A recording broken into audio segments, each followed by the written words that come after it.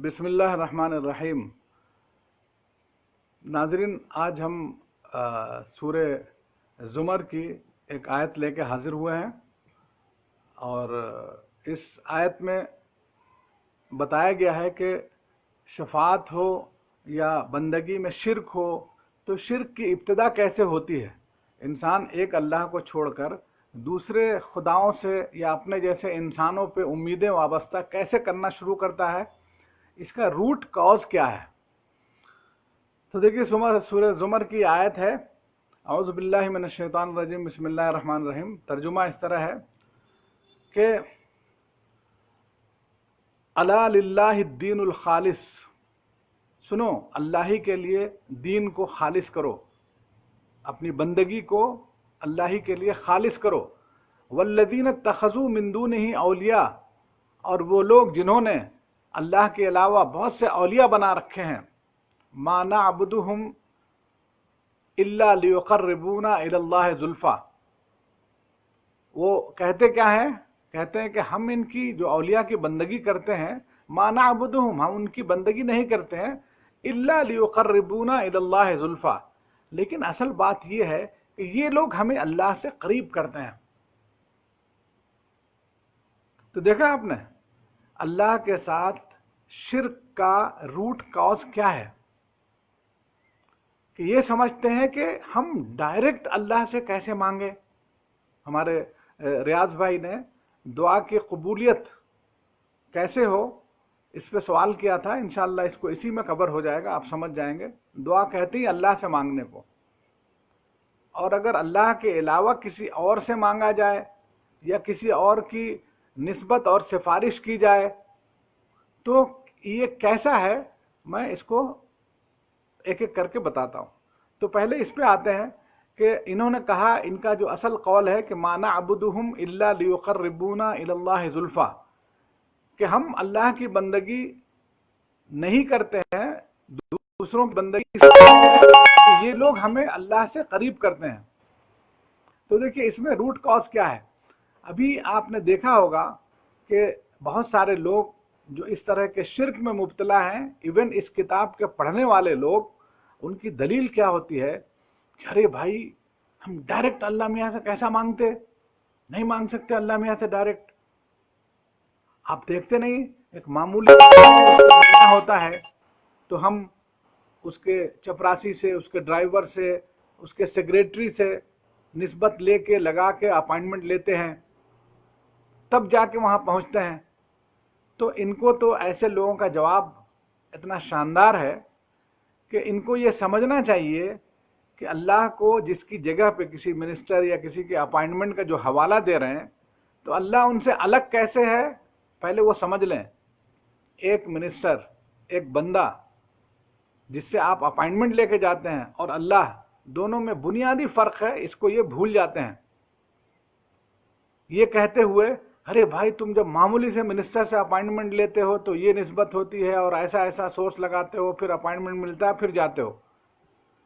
लेकिन ये भूल जाते हैं कि वो मिनिस्टर जो किसी रूम में बैठा हुआ, किसी महल में बैठा हुआ है ना, वो इतनी ताकत नहीं रखता है कि उस दीवार के पीछे क्या हो रहा है उसको देख सके, है ना।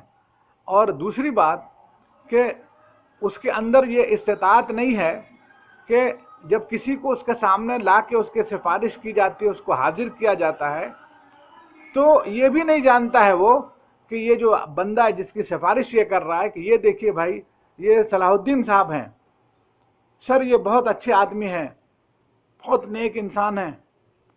तो वो मिनिस्टर उसके बारे में अगर नहीं जानता है, तो उसको कुछ भी नहीं मालूम कि ये सलाहुद्दीन साहब कौन है, तो उसको तकिया करना पड़ता है, भरोसा करना पड़ता है जो भी सिफारिशी होता है उसके ऊपर।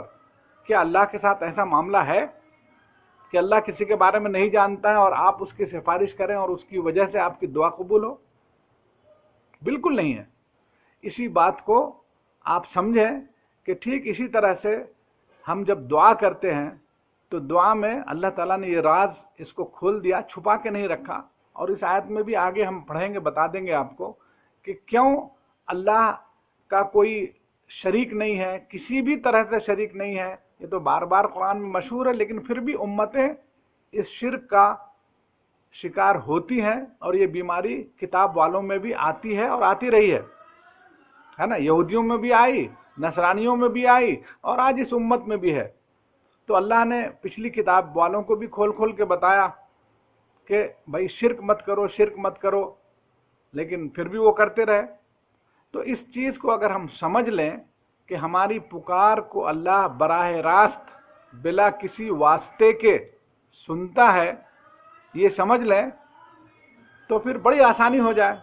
और जो लोग ये नहीं समझते हैं, मुझे नहीं मालूम कि वो नमाज कैसे पढ़ते हैं, कि नमाज में अल्लाह से बात करते हैं, अल्लाह अकबर बोलते हैं, समी अल्लाहु लिमन हमिदा कहते हैं, अल्लाह ने सुन ली उसकी जिसने उसकी तारीफ की, तो उसमें तो कोई वास्ता लगाते नहीं है। तो मेरा ख्याल है ये वैसे लोग होंगे जो नमाज नहीं पढ़ते होंगे, या जो नमाज को समझ के नहीं पढ़ते होंगे।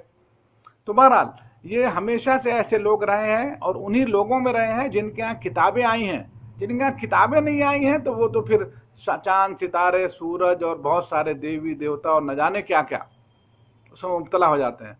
लेकिन ये जो शिर्क है बड़ा ही बारीक है, और शैतान बड़ी आसानी से ये कह के आपको ले जाता है, अल्लाह के यहाँ शिर्क करवाता है।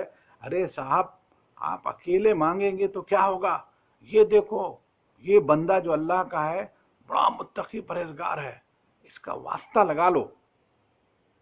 इस सिलसिले में ये बिल्कुल क्लियर समझ लीजिए कि नबी सल्लल्लाहु अलैहि वसल्लम के बारे में भी कहा कि अल्लाह के रसूल, आप इन लोगों के लिए दुआ करें तो ये इनके हक में बड़ा अच्छा है। तो ये बात तो बिल्कुल क्लियर है कि आप अपने एक साथी से, अपने बुजुर्ग को, किसी से कहें कि भाई मेरे लिए दुआ करो, तो ये तो बात समझ में आती है। लेकिन आप ये कि भाई उसी आदमी को पूरा ये समझ लें कि ये बंदा अगर अल्लाह से कहेगा तो ही अल्लाह सुनेंगे, हमारी तो सुनते नहीं हैं, तो नौज़ बिल्लाह यही शिर्क है। इसको आप क्लियर कट समझें। जैसे आप किसी के वहाँ चले जाते हैं, किसी के घर पे चले जाते हैं, कोई जिंदा आदमी है, उससे दुआ की दरख्वास्त करते हैं, ये बात माकूल है, ये बिल्कुल इस्लाम के ऐन मुताबिक है। लेकिन आप जैसे लोग शिर्क करते हैं, मूरतों से मांगते हैं, कहीं पे कब्रों से मांगते हैं, कहीं किसी और से मांगते हैं जो जिंदा नहीं है। अब एक ये बहस छेड़ेंगे कि वो जिंदा हैं, आप ये समझते नहीं हैं, उनको मुर्दा समझते हैं, ये बात भी गलत है। ऐसा कुछ भी नहीं है। अल्लाह ताला ने डायरेक्ट मांगने के लिए नबी सल्लल्लाहु अलैहि वसल्लम से खुद कहा, और वो सूरह बकरा की आयत है, जो अभी रोज़ा चल रहा है, तो उसी रोज़े की आयत में ख़त्म होते ही ये आयत अल्लाह ने बताई, और नबी को बाज़ाब्ता कहा कि इस तरह के सवालात आते रहे हैं, इसी वजह से उसी फॉर्मेट में अल्लाह ने कहा, क्या कहा, वइज़ा सअलका इबादी,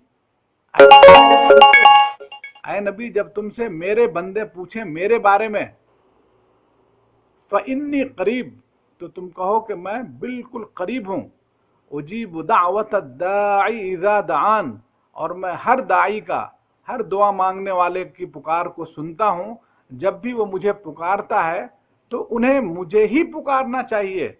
फल यस्तजीबू ली वल युमिनू बी, और मुझी पे भरोसा करना चाहिए।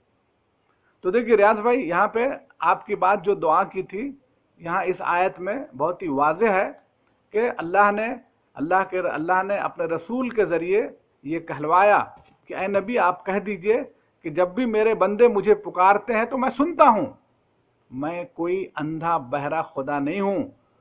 हम उस अल्लाह पे ईमान रखते हैं जो हमारे दिल के राज भी जानता है। अरे वो जाने क्यों नहीं, माँ के पेट में एक मामूली से कतरे से ये आंखें वही बना रहा था, ये दिल की धड़कनें वही पैदा कर रहा था, ये सब कुछ जब उसी ने बनाया है, तो जब बनाने में कोई शरीक नहीं है तो सुनने और देने में शिरकत कहाँ से आ गई? ये तो कॉमन सेंस की बात है। जो अल्लाह जो आपको बना रहा है, आपकी ज़बान दे रहा है, जिसने ज़बान को गोयाई भी दी, इसमें किसी का मतलब किसी की शिरकत ही नहीं है, तो फिर ये ज़बान जब मांगे तो उससे मांगे ना, ये सर उसके सामने झुकना चाहिए ना जिसने इस सर को बनाया है। लेकिन इसमें शिर्क घुसता है और शैतान घुसाता है अपने रास्तों से। तो अल्लाह ताला ने फरमाया नबी से कि ऐ नबी जब ये तुमसे पूछे मेरे बारे में मेरे बंदे, तो कहो कि इज़ा सअलनी फ़इन्नी करीब, कि मैं करीब हूँ, उजीब दावत दाई इज़ा दान, کہ ہم ہر پکارنے والے پکار کی ہم کا جواب ہم دیتے ہیں، تو انہیں مجھی سے مانگنا چاہیے اور مجھی پہ بھروسہ کرنا چاہیے۔ تو دیکھیے جو ریاض بھائی کا سوال تھا کہ دعا قبول کیوں نہیں ہوتی ہے، تو اس قرآن میں اس آیت میں اس کا جواب دے دیا اللہ تعالیٰ نے کہ دعا کی قبولیت کی سب سے اہم ترین شرط یہ ہے کہ بندہ کیا کہا، فَلْيَسْتَجِيبُوا لِي وَلْيُؤْمِنُوا بِي، مجھی سے طلب کرنا چاہیے انہیں اور مجھی پہ بھروسہ رکھنا چاہیے۔ ایسا نہیں ہے کہ پھر کہیں جا کے اور رسی باندھیں، مانگے اللہ سے اور کسی اور کے ہاں جا کے رسی باندھیں، کہیں ہلدی دھنیا باندھ کے آئیں، کبھی کچھ لٹکا کے رکھیں، یہ سب نہیں۔ تو دعا اسی کی قبول ہوتی ہے جو اللہ کو اس لائق سمجھتا ہے کہ دعا وہی قبول کر سکتا ہے، وہی طاقت ہے جو کائنات کی بادشاہ ہے، اس کائنات میں سے اگر مجھے کچھ چاہیے تو وہی دے سکتا ہے۔ تو اس بات کا جتنا کمپلیٹ یقین آپ کو ہوگا اتنا ہی دعا کی قبولیت ہوگی۔ یہ مین بات ہے، مین مدعا ہے۔